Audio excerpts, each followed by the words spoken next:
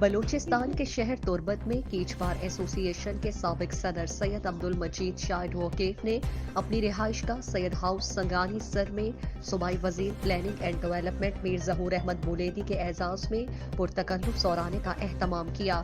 زورانے میں حلقے کے علاقوں بولیدہ، زامران، ہوشاب، تیجابان، کرکی، بالکتر، سامی کلگ، شاپوک، ایروگ، کولوا، ہوشاب، کیساک، کیکن کے نمائندگان سمیت تربت کے معززین، ڈاکٹرز، انجینئرز، وکلاء، صحافی اور سول سوسائٹی اور ٹریڈ یونین سمیت دیگر شعبہ جات سے تعلق رکھنے والوں نے شرکت کی۔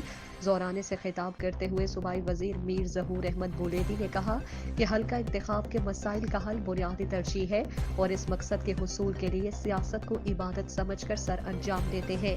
انہوں نے کہا کہ حلقہ انتخاب میں تمام شعبہ جات میں انقلابی اقدامات اٹھائے ہیں۔